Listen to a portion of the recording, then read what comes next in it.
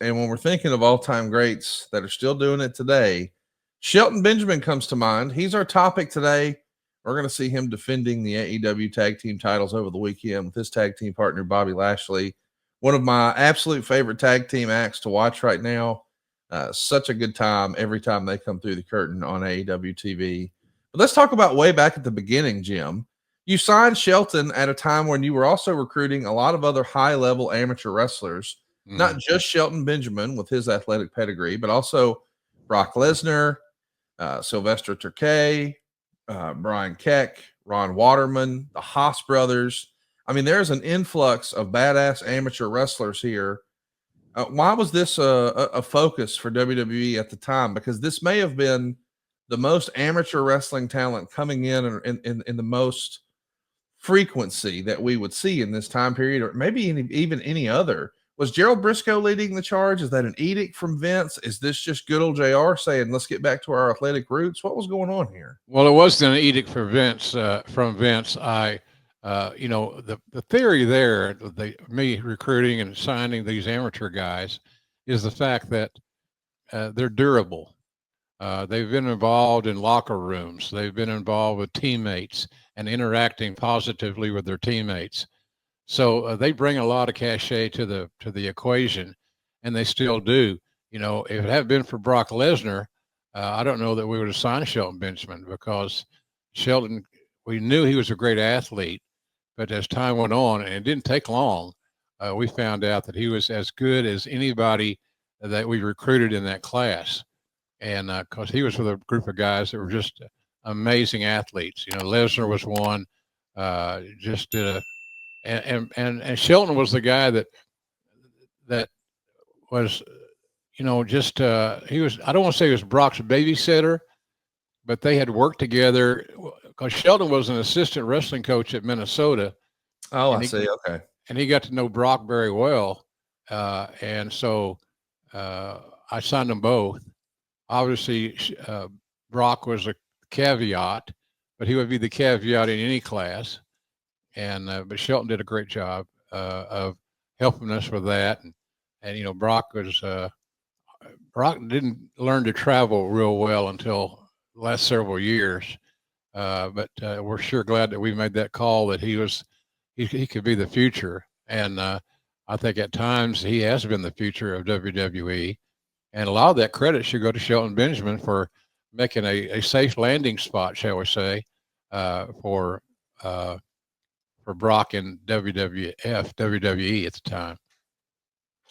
Hey, I do want to ask you a little bit about Shelton Benjamin as far as his fandom of pro wrestling. Like, I don't believe that Brock Lesnar grew up a wrestling fan, but I think Benjamin did, right? I think so. I think he was just a good old country boy from South Carolina, Orangeburg, I believe it was. If I'm not mistaken. But he just was. Everything came naturally to Shelton. There was not a drill that he did, and that includes Lesnar. Not a drill that he did that he wasn't the best at. And of course, we made Brock the foreman, if you will, of the ring crew. And so he did. That's what he's part of his chores.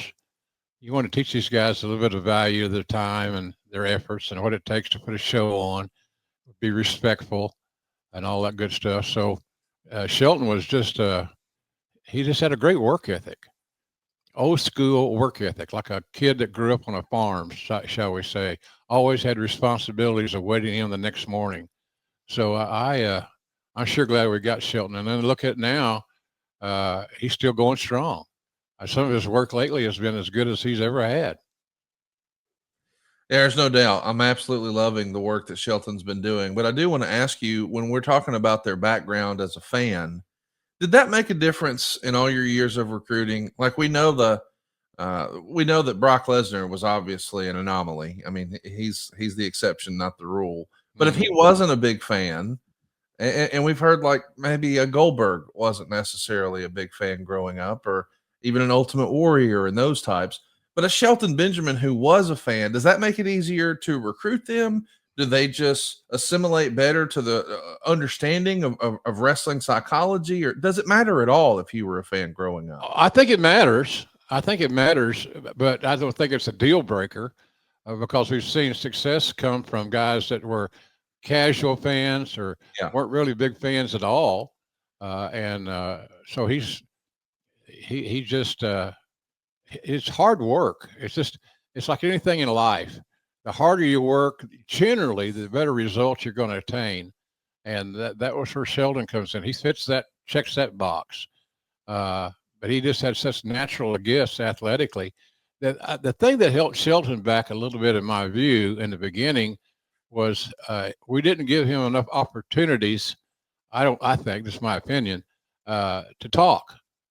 And yes, that's the one missing element that you gotta complete that checklist is, can the guy verbally communicate? And I've seen Shelton on some AEW shows here lately where his facial expressions fit what he's saying and what's going on. He just has a real good feel for the business, and he didn't always have that. He seems more relaxed now and more confident in his own ability. Because let's face it, he's one of the best talents in the world. Well, there's no doubt about that. How much of a role in Shelton's backstory mattered? Here's what I mean. Like, if he didn't have this amateur wrestling background and he instead tried to pursue the independents, I have no doubt that he still would have made it. But do you think talent that were coming through the amateur ranks that were recruited, was it easier to get in WWE that way as opposed to get on WWE's radar that way as opposed to being on the independents way back when? I think it might be. I think it might be, Conrad. Guys come in with a good background, a good pedigree, more specifically. So Shelton had that. But we didn't know what kind of work ethic he was going to have or what kind of locker room guy he was going to be. That's what I say about getting guys from the amateur world. They're used to being in a team environment more often than not, and that helps their transition from being a civilian to being a pro wrestler. A lot goes with that, and so like I said, we're very blessed to get him. He would have been the equivalent of a late round draft pick that you thought was going to be very good, and it turned out he was. Shelton, of course, is unique from other athletes who've been recruited. I don't know that everybody knows this, but Shelton was actually a two-sport athlete. He won NJ like junior college. He won those national titles in both wrestling and as a sprinter. So I think we all knew about the amateur wrestling background, but to know that, hey man, he can kick it into fifth gear. Yeah, that makes sense. If you've seen him wrestle, man, he has those quick bursts. But a sprinter, I don't remember there being a lot of sprinters in pro wrestling history. Shelton Benjamin's one of them, though. Yeah, and the thing that's unique about that, Conrad, is he was the NCAA champion in those short hauls, and he was just so gifted. He had that burst, that twitch speed, as they say sometimes. Everybody's got a new term this week, shall we say? But anyway, he's a phenomenon. He's really you just don't hear about too many heavyweight wrestlers that achieved his level of success to also have the same level of success as a short race guy, as a sprinter. So he'd blast off, man. He's simply amazing. I remember, and some of the fans listening today may remember it as well, where he had a match, and it might have been with Shawn Michaels. And that's really not fair because Shawn Michaels had great matches with everybody that he wrestled. But I was just so proud of how he assimilated his game. It's just we didn't give him the chance. It wasn't Shelton's fault. We didn't give him the chance to talk enough. And now his personality is being projected and developed in AEW. So we're seeing the very best of Shelton Benjamin right now. Don't we all love summer vacation, relaxing, laying out by the pool, barbecues, hitting the beach, doing, well, nothing? Well, how about a summer vacation from your house payments? With SaveWithConrad.com, you can do just that. Reduce your monthly payments by making the equity you built up in your home work for you. You can roll together those high interest rate credit cards into one lower monthly payment and perhaps access some of that newfound equity to turn your house into your dream home with no money out of pocket. And how about this? You get to skip your next 2 house payments. That's right. You won't have to make your June or your July house payment. You're done until August 1st. Go right now to savewithconrad.com. Let my team run the numbers for you for free. There's no obligation, and if we can't help you save some cash, we won't waste your time. And did I mention we're offering a 3-year guarantee right now? That's right. That means if at any point interest rates improve over the next 3 years, you get a free refi. That's right. No new lender fees from us. So you get to save money now without wasting money later when the rates improve on a whole second set of closing costs. Why not go to savewithconrad.com and get a guarantee? Save money now and save money later with your friend in the mortgage business. That's me, Conrad Thompson at savewithconrad.com. Shoot me an email at conrad@savewithconrad.com.